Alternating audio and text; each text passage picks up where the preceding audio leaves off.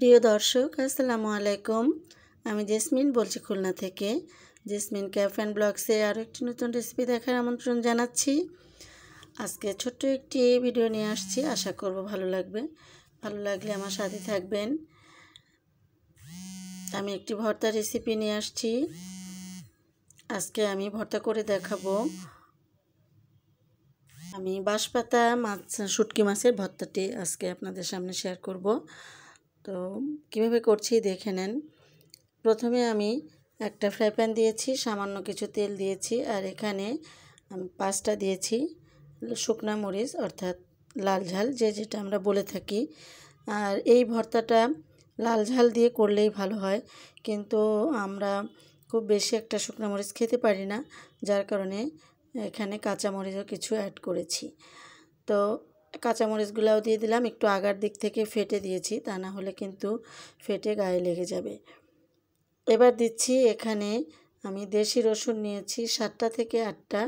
দেশি রসুনের সব কোয়াগুলো ছাড়িয়ে নিয়েছি। এক এক করে আমি রসুনের কোয়াগুলো এখন ভেজে নিচ্ছি। তেলের পরিমাপটা কিন্তু খুবই কম দিতে হবে। প্রিয় দর্শক, আপনি যদি আমার চ্যানেলে নতুন হয়ে থাকেন, আমার চ্যানেলটি সাবস্ক্রাইব করার অনুরোধ রইল। পাশে থাকা বেল আইকনটি ক্লিক করে দিবেন, তাতে করে আমি যখনই ভিডিও আপলোড দিব আপনি সবার প্রথমেই দেখে নিতে পারবেন, নোটিফিকেশান আপনার কাছে চলে যাবে। যারা ফেসবুক পেজ থেকে আমার ভিডিওটি দেখছেন, বলবো আমার পেজটিকে ফলো করে দিতে। আমি ফেসবুক পেজ, ইউটিউব থেকে যারা আমার এই কাজটি করেছেন, আমাকে সহযোগিতা করছেন, সবাইকে আন্তরিকভাবে ধন্যবাদ জানাচ্ছি এবং দোয়া করছি। তো কথা বলতে বলতে আমি কিন্তু এখানে পেঁয়াজ দিয়ে দিয়েছি। আমি এখানে 1 কাপ একদম ভরা ভরা, মানে 1 কাপের একটু বেশি হবে সেরকমভাবে পেঁয়াজটা দিয়েছি। আর এই ভর্তাটা একটু পেঁয়াজ রসুনের পরিমাপ বেশি দিলে ভালো হয়। তো পেঁয়াজগুলো দিয়েও আমি ভালো করে ভেজে তুলে নিয়েছি। আর এখানে এখন আমি বাঁশপাতা শুটকি মাছগুলোকে ভালো করে গরম পানি দিয়ে ধুয়ে পরিষ্কার করে, শুটকি মাছ যতই ভালো জায়গা থেকে কিনেন বা প্যাকেট কিনেন, তবু কিন্তু ময়লা থেকেই যায়। তো খুব সুন্দর করে গরম পানি দিয়ে ধুয়ে নিয়েছি। আর এখন তেলের উপরে একটু ভেজে নিচ্ছি। আমি সামান্য একটু পানি দিয়েছিলাম, কিন্তু এটা আপনাদেরকে দেখাতে ভুলে গিয়েছি। তো এই বাঁশপাতা মাছটা কিন্তু শক্ত, একটু পানি দিয়ে একটু যেভাবে ভেঙে ভেঙে দিবেন। আর একটু পানি দিয়ে যদি আপনি সিদ্ধ করে নেন তাহলে সুবিধা হয়। তো একদম শুকায় নিতে হবে, কোনো প্রকার পানি কিন্তু থাকবে না। তো আমার মাছগুলো ভাজা হয়ে গিয়েছে, এখন ভর্তা করার পালা। আর আপনারা হয়তো সবাই জানেন যে আমি পাটাই বেশি ভর্তা করতে পছন্দ করি।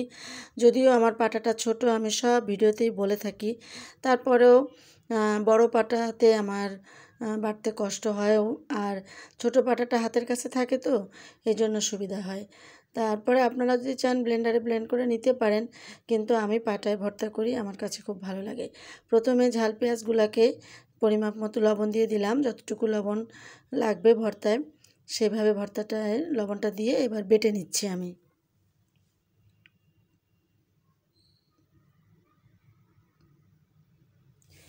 যারা এখনও লাইক দিতে ভুলে গেছেন বা দেন নাই, প্লিজ একটা লাইক দিয়ে দিবেন আর আমার পাশেই থাকবেন।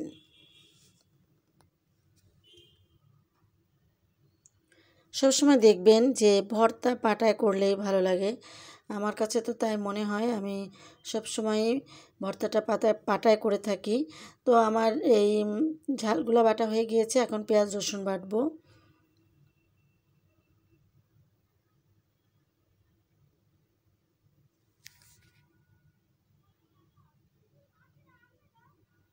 আর এই ভর্তা বাটাবাটির কাজটা আমি নিজেই করি, আমার কাছে ভালো লাগে আর কি।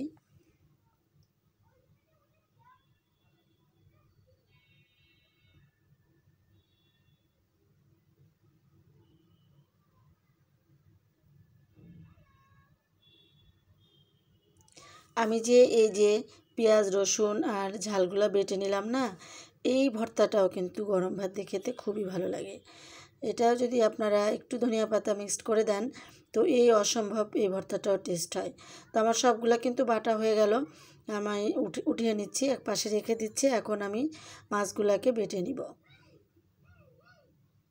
তো মাছগুলোকেও কিন্তু খুব ভালো করে একদম কাটা ছাড়িয়ে নিয়েছি। কাটা থাকলে চলবে না, এই মাছের কাটা কিন্তু শক্ত হয়।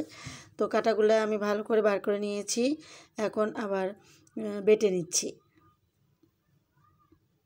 এই কাজটি একটু ধৈর্য সহকারে করতে হবে, জানিও একটু কষ্টকর ব্যাপার। তো আপনারা চাইলে কিন্তু এত কষ্ট নাও করতে পারেন, ব্লেন্ডারে ব্লেন্ড করেও নিতে পারেন। তো এই যে মাছগুলাও কিন্তু আমার বাটা হয়ে গেছে। এখন আমি ওই মশলাগুলো একসাথে বেটে নিচ্ছি। না বাটলে কিন্তু হাতে মাখানো যাবে না, ভালো লাগবে না। এখন একটু একটু করে আমি মাছের সাথে ভর্তাগুলো বেটে নিচ্ছি। আমরা ছোটোবেলায় কিন্তু পাটা মাখানো ভাত খেয়েছি। আমাদের ছোটোবেলায় কেন, আমি এখনও করি, আমার ছেলেমেয়েরাও পছন্দ করে। আমি এই ভর্তাটা করে নিয়ে কিন্তু পাটায় ভাত মাখাবো। তো সেটা আর আপনাদের সাথে শেয়ার করব না, বড় হয়ে যাবে ভিডিও। তো এখন আমি সব মাছ দিয়ে মশলা দিয়ে একসাথে বেটে নিচ্ছি। আর দেখতেই পাচ্ছেন সুস্বাদু একটি ভর্তা এবং কত লোভনীয় হচ্ছে। আমরা মনে করি সবাই আমরা শুটকি মাছ ভর্তা করে থাকি, হাতে গোনা দু একজন বাদে।